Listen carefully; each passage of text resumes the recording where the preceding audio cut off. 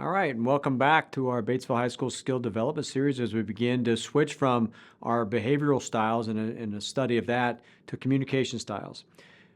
I'm hoping along the way you've shared this report, this information with others around you, including both not only here at school, maybe your teachers, but also at home. This is the key section, though, however, that I'm hoping that, and our activities will help support this, that you shared this with others.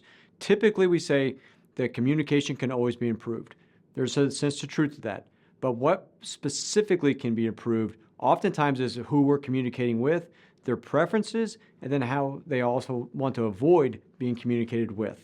So the focus of the next couple of lessons is how to best communicate with you and you being able to identify that, but also then how people should avoid communicating with you and how to best communicate that information as well.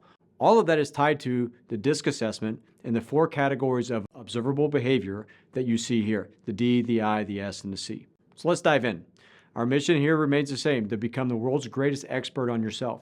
And being able to explain how to best communicate with you and how to avoid communicating with you is an essential part of becoming the expert on yourself, not only for your own knowledge, but also how you can share with others.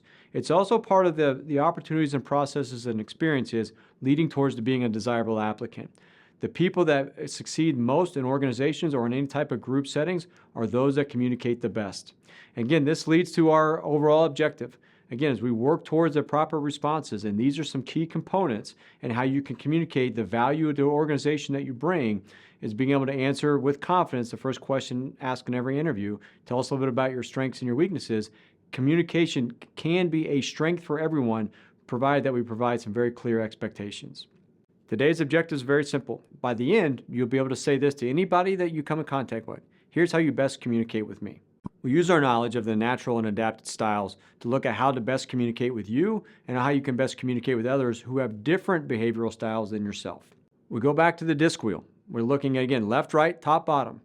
Specifically, are they asking me, which typically if they are, means that they're high C or high S. Or are they telling me, which typically means that that person is high D or high I, or in fact, you exhibit those traits.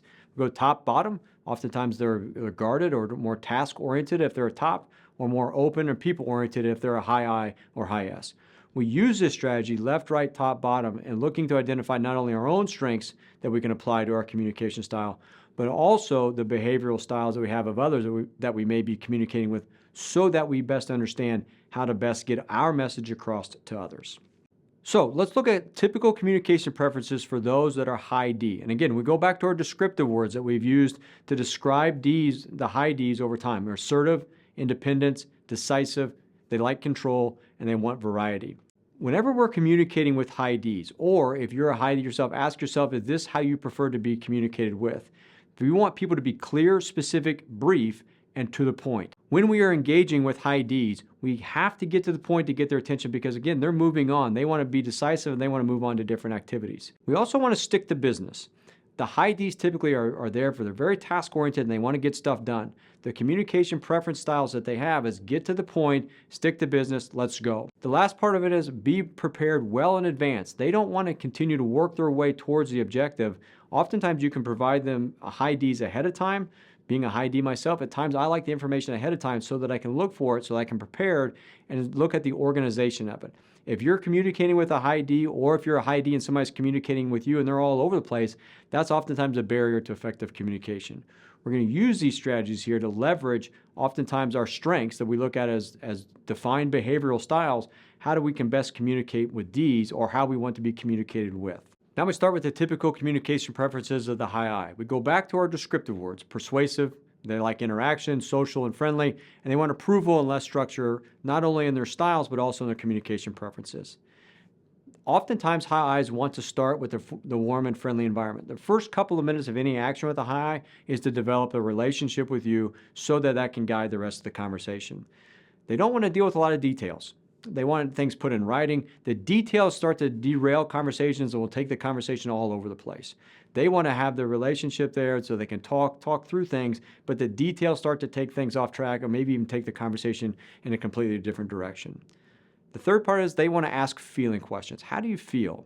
We want to know how high Is feel about certain situations so that we can draw out their opinions and comments. They're there and we'll get it out of them, but they want to talk from the feeling aspect of it, not necessarily directly to the point. All of this is building a relational style. So if you're a high I, do you like to spend the first couple minutes of every question making sure that not only that people understand how you feel, but how others around you feel, and they can draw information out of you based upon feelings, much more so than facts and figures. Now we look at the communication preferences of the typical high S's. Again, we look at the descriptive words. These individuals tend to be patient. They prefer stability. They want to be a part of the team, and the routine and harmony of the group that they're a part of is essential for their behavioral style. So how do we communicate with them, and how do they best prefer to be communicated with? They want to begin a personal comment to break the ice. If you're communicating with a high S, or if you are a high S and you're looking to communicate with somebody, you want that personal moment, that relationship, the relational field to begin the conversation. You want to present your case softly. If you go in with a lot of high and intense inputs, oftentimes that can derail the conversation. This is a very relational approach. You want to present your case softly and non-threatening. Again, high S's are oftentimes risk averse. So we want to make sure that we're developing that relationship over time so we can start leading them along through the conversation. The third is to ask how questions. Anytime we begin our questioning with how, we allow for the individual to respond however they may see fit. We don't pigeonhole their responses. High S's typically want to have the how questions so that their opinions can relate to the question in a way that they see fit. Again, they are very much part of a routine, harmonious part of an environment. That's their natural behavior. So they have some strategies in how they respond. So asking how questions is a key component in working with high S's, or if you're a high S yourself, that's a strategy you can start to communicate to others. Our last group, the high C's, right? So what are the typical communication preferences of a high C? We go back to our descriptive words. High C's are typically contemplative and seen as reserved, introverted, and oftentimes quiet. They're primarily driven by correctness. They're comfortable with order and planning, and they're going to be very much guided by standards and logic. Oftentimes when you're dealing with high C's, and again, this is very much in relation to high C myself, prepare your case in advance. If you work with high C's, simply just don't want to be all over the place in their communication style. What specifically we're trying to do, and what is their logic and order, and how we're trying to communicate. Stick to business. We're very much business-oriented type of people. If this is the objective we're communicating about, let's stick to that point first before we move on to anything else. And the last part of it is be accurate and realistic. If we're starting to dream with them, if you start to dream with the C, you'll lose them, right? The C itself. The C always looks at how realistic, how accurate is this information before I'm willing to act on it, and maybe even more importantly, accept it. So when you're communicating with a high C, or if you're a high C yourself and you find yourself in environments where you're all over the place, it's probably going to be a problem of communication. Use the terms at the top, that you're contemplative, you're valued by correctness, order, and planning to best communicate and establish the communication styles that you're in. Before we look at the objective for the next session, let's go back to what our objective is today. Being able to communicate and identify how to best communicate based upon your preferences. In your DISC assessment are a list of communication preferences that are typical with those people who have similar behavioral styles as yourself. We're going to spend time today narrowing those down to the top 3 so that we can communicate that to others. In our next session, we'll talk about how to avoid communicating with you and talk about some tendencies to stay away from with communicating with people who have different styles for our own. But today, again, all about you. How do we best communicate with you, and then how might we communicate those preferences to others? We often will say communication is the key. This is step 1 of knowing how to best communicate not only with you and being able to communicate that to others, but how you can start to frame conversations. This is an essential part of the journey, and I look forward to you developing your personal communication styles.